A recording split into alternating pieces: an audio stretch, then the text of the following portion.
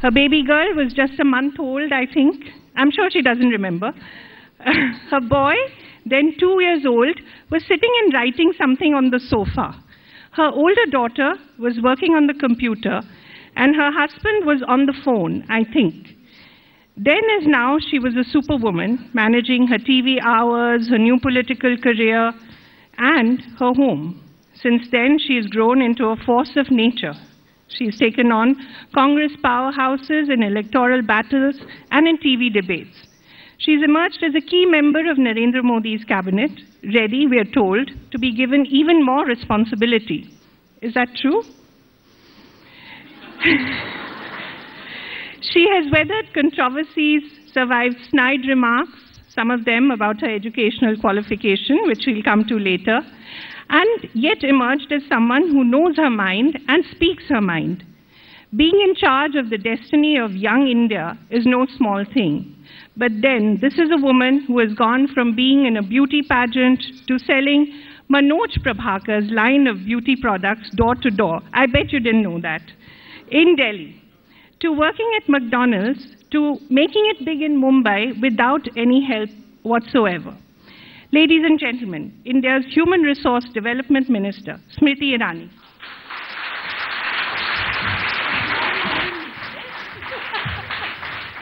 I remember that trip that we had.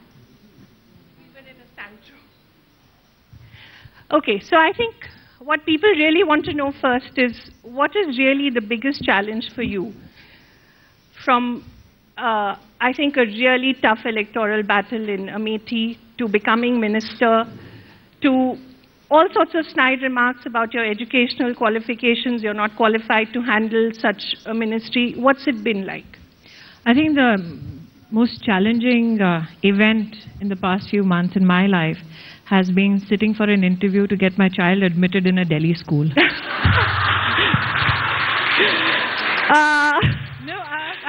Yours doesn't end there. We can put in a recommendation here. But that doesn't end there. Just when I went through the interview, and so did my husband and my kids, my son came out and he says, "What have you done?" And I said, "Why?" He said, "Well, this is just the beginning of all that is to follow. I have an exam in 3 weeks and I don't know what to do." So leave aside all the electoral battles that you deign important or momentous issues in my life. I think as a working mother, what is the most challenging for me is to ensure that I get to balance both work and home and prioritize my kids' life. So for me, that is a big challenge, not Rahul Gandhi. And you have a very, very tough boss, don't you? You have a very tough boss, don't you? So how do you manage? I have a boss who doesn't judge me on the premise of what I speak or the way I present a particular project. He judges you on the outcomes. And I think that is a blessing, because I would rather be judged by my action than by my speech. But we're so used to you speaking. We're so used to you being in television studios night after night. And now this utter silence. It's unnerving. Smriti is not speaking. And I'm sure Rahul Kanwal is happy about that. I'm sure he's not. He's not. Absolutely, I agree with you. But I think with the responsibility that I've been given, and given that there is a session ongoing in Parliament, one has to be very, very particular and very, very careful about the position one expresses, because that has an impact on policy per se. So the boisterous and the very vocal Smriti Irani as a political activist vis-a-vis the cabinet minister now, are there moments where I feel that, oh yes, I need to speak out?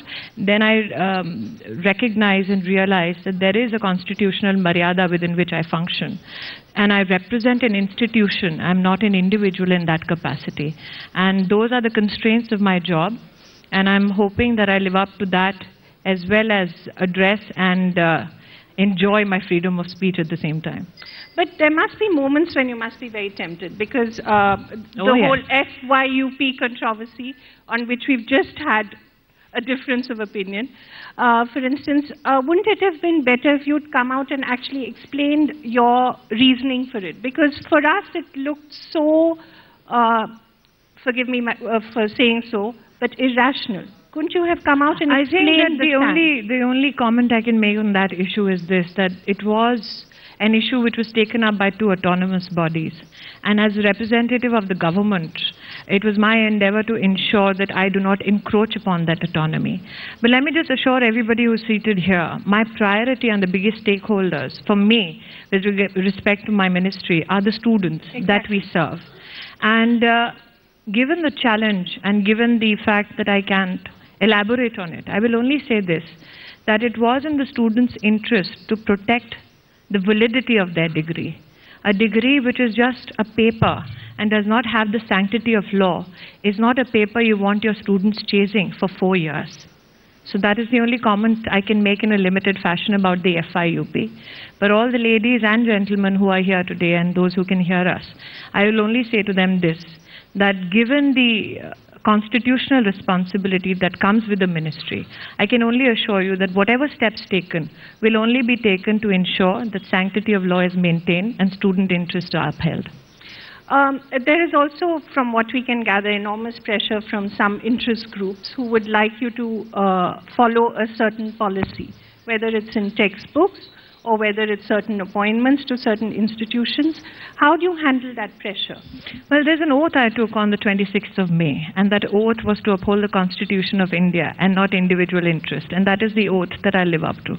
Yet, there may be those interests that you feel are actually quite right. I think that people's understanding of me depends on the day, the piece that they read, the writer's inclination or the writer's understanding of me as an individual. So while the FIUP controversy was blown out of proportion on many pages, there were some who said Smriti is left-leaning. And then there are some controversies which say Smriti is right-leaning. I think my job is to look not left, not right, but only uphold the constitutional duties that are prescribed to my ministry. And I don't look at this position even from a gender perspective. When I am approached and people tell me, "Aap to mahila hain, aap zyada mahilaon ke liye kijiye," I tell them that the institution serves irrespective of the bias of region, religion, and gender. For me, to the best of my ability, I serve both male and female students of this country. But you know, when you talked about Smriti leaning left and Smriti leaning right, actually, depends on the mood of the right of the day. No, yes. Actually, that was one issue on which, surprisingly, the left and right marched together, and right marched together, which is very, very odd indeed. Which is either something terribly good or something terribly bad. No, I think that I was told that I'm the first ever female cabinet minister to hold this position as HRD minister. And when this particular observation was made, and they said, how is it possible that the left and right are marching together? Somebody just smiled and said, well, only a woman can get that done.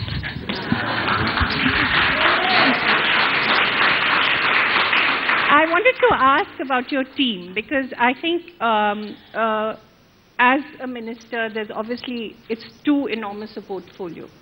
There's obviously not everything that you can do yourself. So how do you choose your team? How do you make sure they deliver?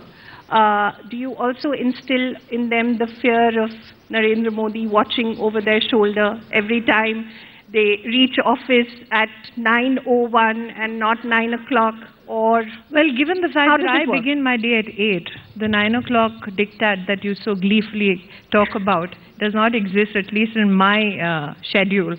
And the fact that I work till 11:30 in the night in a Sarkari office is something that drives my team up the wall. 2-3 of them are seated here this evening, ladies and gentlemen. They were particularly of the interest as to whether Kaveri gets to interview me or Rahul gets to film me. No, we'll get Rahul to ask questions. I'm sure he will. But I am of the opinion that I'm quite fortunate to have a team of very experienced officers who are well-meaning, who are dedicated to bringing about better opportunities for education for our students and our children at large. And I think this is an amalgamation of forces where you have a dedicated team of officers who have been given a freedom to put forth their views and to implement them in a speedy fashion. And they have a government in place that trusts the capabilities and capacities of bureaucrats to deliver. And with this new team, how is it working out with the existing bureaucrats? Are they... When you say new team, the only new member in the ministry is me. Are they getting used to you? I think that Mr. Modi, in his electoral speeches and campaign, had very well articulated that the same system, the same set of bureaucrats can serve our nation better if you have political will which is decisive and a leader who leaves a platform open for everybody to perform to the best of their ability. And that is the mantra even in my ministry.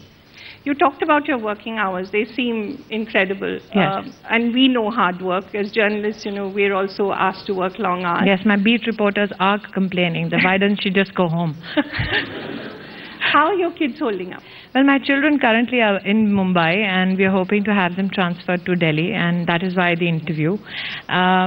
But I think it's interesting that never has there been an opportunity where a man has been asked that question. Yes, of आपके course. बच्चों को कौन देखता है, ये हमेशा working महिला से ही पूछा जाता है. आदमी से कभी कोई नहीं पूछता. I didn't say आपके बच्चों को कौन देखता है. I said how are your kids holding up? Well, that's a very refined way of asking आपके बच्चों को कौन देखता है. But let me say this, I'm quite blessed that I have children who understand the enormity of my responsibility and don't take it as an added advantage to their lives. In fact, they think that it's a huge disadvantage. In what way? Because they're made to do extra work just because I don't want them to feel that they're privileged. I think that I'll not be judged. For me, the best judgment of me will not be what kind of successes or trophies I take home. I think I'll be best judged by the way my kids turn out. Whether my son respects women, gives a woman in her life enough love and enough support so that she can flourish and become successful. And whether my daughter can... That's very well said. Whether my daughter can realize her own potential and understand that the course of her destiny need not be charted by her father, brother or husband. So I think I'll be judged best by that. How old are they? Well, my daughter is 10 going on 30 and my son is 12 going on 20 because he's going through that whole cycle where he and his sister have some ideological and academic issues. Ideological? You want to tell us what they are?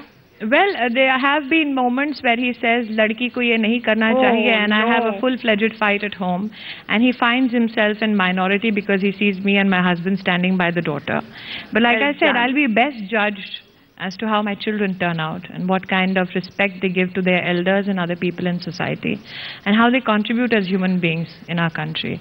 So I'm enjoying that process. There are also times when they see me on television, and might I add, Rahul, they have said that I was particularly mean to you. There's a God. So there is a God, and there is a guy called Zohar Irani who feels that I should use this public platform to say that though, Mama, you did make it to all the WhatsApps and all the YouTube things, you should tell Mr. Kanwal that he has a fan in Zohar Irani. So. Well done, big endorsement. So I clobber him at home, and he clobbers me back by waving the flag for Rahul Kanwal. Okay, I wanted to ask you before we throw the questions to the floor. What is it that working in television taught you, especially working with Ekta? Is she like Narendra Modi as well?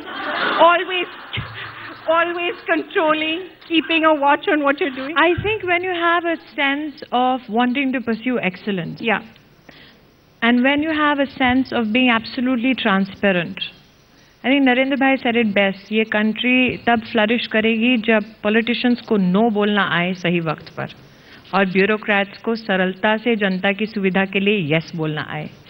And I think when you have a very strong sense of right and wrong, people do at times think that you're overpowering and you're very, very, what's the word, Rahul? Strong. Okay. So, yes, they do feel that you're overpowering in terms of your mindset or what you want to say.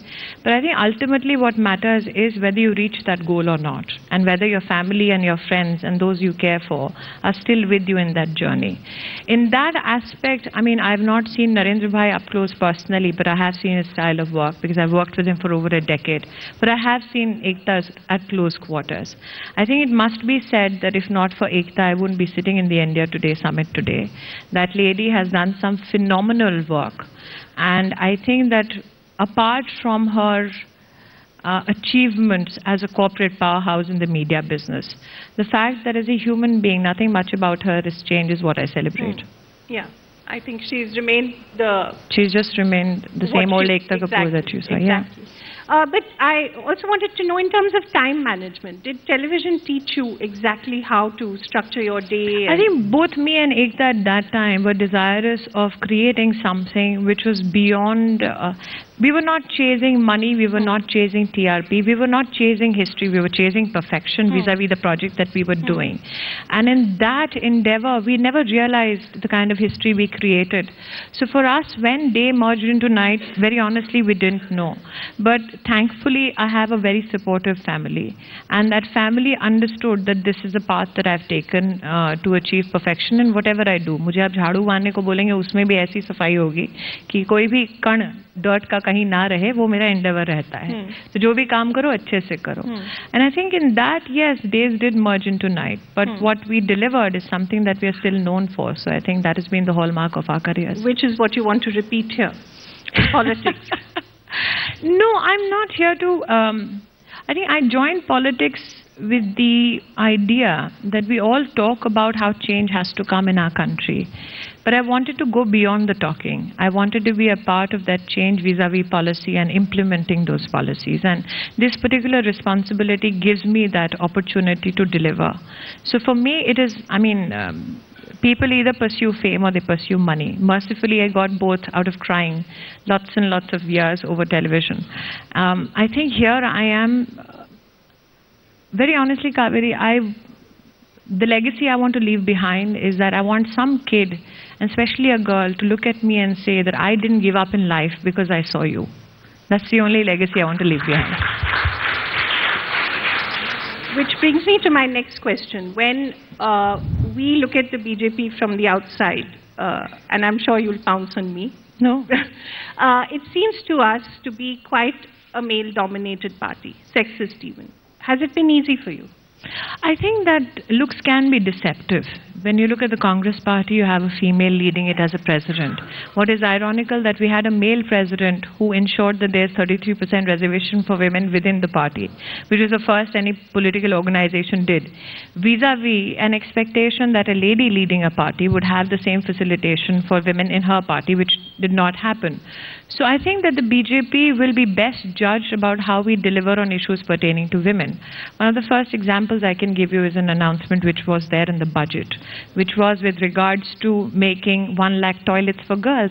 Making of toilets or construction of toilets was never a very politically astute statement to make.